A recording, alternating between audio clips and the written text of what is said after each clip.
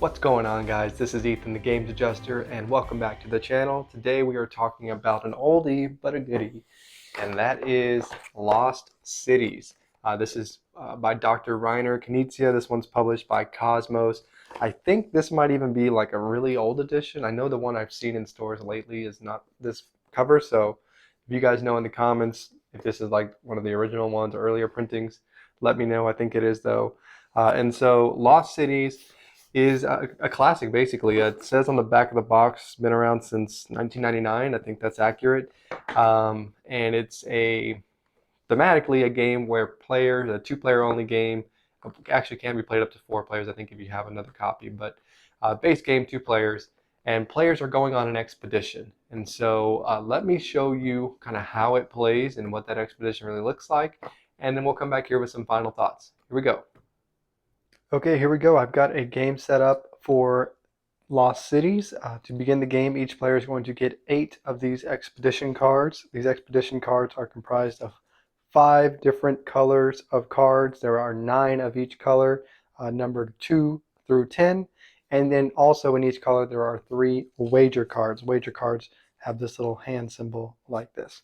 Okay, the first player is the oldest player. You'll typically play 3 rounds in total your score. You can play more rounds or less rounds, up to you.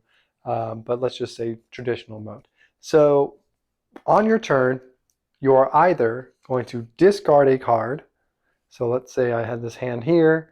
I could discard a card to the board and then draw. Or, just pretending now, if there was already a card there, I could discard and then draw one that's already in a discard pile. That's one thing you do. So you can discard and either draw from the deck or draw from another discard pile. You cannot pick back up the same card you just discarded. Okay? Now the other thing you could do is play and start an expedition. So let's say example here, I decided I'm going to go on an expedition with this yellow card. Now, once you begin an expedition, you are now tallying points for that expedition. So when you start the expedition, you are actually starting with negative points. This is negative 20 points as of right now. Okay, what I'm trying to do is get more cards here in ascending order. They don't have to necessarily be sequential. So ideally, I would want 2, 3, 4, 5, 6, all the way up to 10. But I don't have to do that. I might go 2, 4, 6, 7, 8, 10, right? Something like that. But I'm trying to get enough points so that way, when I end the round and all these cards have been placed out, let's say, these were here. I've got a couple of these over here. We got 4 here. These are here. Still a few more out here, just for example. And you probably would not start this many expeditions, but I'm just going to show you for example purposes. We'll put that there. Okay. Once the round ends, and the round will end when this deck runs out, and after you take your action, the next player would go. But let's accelerate this, and let's say this is the end round. You would count your points. So any expedition you start has negative 20 points to begin with, and then you add points. So let's start one of these expeditions here that does not have any wager cards in it. This would just be 3 plus 4 is 7, plus 7 is 14, minus 20, this is negative 6 points. Not good. This one here would be 2 plus 4 is 6, plus 6 is 12, plus 9 is 21, minus 20 is 1 point. So with my negative 6 and my 1 point, I'm at negative 5. Not very good. And if you have these wagers, you're going to multiply the end result of your cards. So let's say here, this example, this is 11. 5 plus 6 is 11. Minus 20 is negative 9. 2 wager cards means you triple that score. So negative 27 now, plus my negative 5 would put me at negative 32. Very bad. If you have 1 wager card, you're just going to double the score. So 20 minus 6, negative 14, times 2, negative 28. So you can see, again, not a very good turn. I'm down to negative 60 now, and if we were to play this out, that would be negative 10 times 3, negative 30, plus my 60, negative 90. So this would be a terrible round. You would not want to do this in a real game. But you are trying to see what your opponent is trying to play and then start the expeditions that you really think you're going to do well in. So if my starting hand, maybe looks like something like this, I might really want to invest in maybe the green and the red because I'm already at 15, 19 for green. Let's say none of this was here. I'm at 19 for green and 15 for red. So just a few cards and I can get into the positive. And if you do end up with a really good set of cards, let's say we have this, and the 4, and the 6, and the 7, and the 8, you can see this would be 15 plus 6 is 21, plus 4 is 25, minus 20 would be 5 times 2 is 10 points. Yay! And you can really get a lot of points if you get more of these cards. Also, I should mention, once you start an expedition and you play a number card, you can no longer play a wager card. Also, after you've played a card, you can no longer play any cards lower than that. So if I was to later get this 2, I could not slide that behind the 5. I could not play it anymore. It would need to go to the discard pile, or I could hold it in my hand if I think my opponent needs it. Okay, and so that's basically all of the rules of the game. The only other thing is if you would ever play enough cards so that you have 8 total cards or more in your expedition. So let's say we had put this here first. Normally you could not put this in after the fact, and then we have this 10 here. We would need one more green. Let's see if we can find one here quickly. There we go. So now when I went to evaluate this card, I would still evaluate all the expeditions I started. Any ones I didn't start, like these 2, would be 0. But when I evaluated this one, I would be at 3 plus 4 is 7, plus 6 is 13, plus 7 is 20, 8, 38, minus 20, 18, times 3, that's pretty good. So that's what, 36 plus 54. And then because I have 8 cards, 1, 2, 3, 4, 5, 6, 7, 8 or more, and I'm sorry, you can't see this 10 off screen here, but there you go. Because I have 8, that would actually give me another 20 points. So 54 plus the 20 would be 74. Okay, and so that's the game. You'll just keep playing back and forth. Now there is a mini expansion that comes with the game, which will include one of these, the 6th deck basically. And so it's a Lost Expedition. There are now going to be 6 suits, same exact rules. You flip this card, put it next to the board here, and you would have another discard pile that you could use. And you can do that if you want to. I really don't use this. I think the 5 is nice and tight, but you can do that if you want to. After the expedition, you'll tally your points, and then you will go into the next round and shuffle all the cards back together. The player with the highest points will go first. You'll play agreed upon number of rounds, and the most points wins. So let's go back up top, and let me tell you what I think about it. Okay, so there you go. That was Lost Cities. Let's talk about it. We'll start with the theme. The theme isn't tremendously strong, so it makes sense in that if you were to go on an archaeological expedition, there is a cost associated with gathering the supplies and the logistics of getting to there and using guides and whatnot. So in that sense, if you start an expedition, you're already in the negative. You have to make it worthwhile to, pay off the expedition basically. So that's the theme of it. It kind of makes sense in that's why you start with negative points. But the actions and the mechanisms in the game aren't very thematic. You play a card, draw a card. Very rummy-like. If you played card games like that in the past, it's going to be very familiar. Again, nothing very thematically. The mechanisms aren't really that strong. But it makes sense as far as the point scoring, so that's cool. The production is good. They're like tarot-sized cards. They're colorful. There's nice artwork on the cards. They kind of make this, I don't want to say panorama, but the lower numbers, it's more of a hidden view, and then the higher numbers you go, you're going to see more of this expedition area. So that's cool, pretty neat. It's a 3-fold fold-out board. That's fine. I kind of wish like the Lost Expedition, and I don't know if that comes in the base game or not, but I kind of wish it was just like another tile of the same size as the board. So that way, if you just set it next to it, it would look all contiguous and nice, as opposed to just like a card you flip over and put things on. So minor thing there. And then I don't really like this box. It's very thin, and it makes the lid very easy to fall off. Like without trying, it comes off. Now again, this is an older version, I believe. So it could just be that this is an old box and it doesn't hold as well. But the new box I think is a little thicker. Also, there was an insert in here, but it's like the dual well insert where you have to split the deck of cards. Wasn't a big fan of that, so I threw it out. But the cards are nice again, good quality, and everything's fine.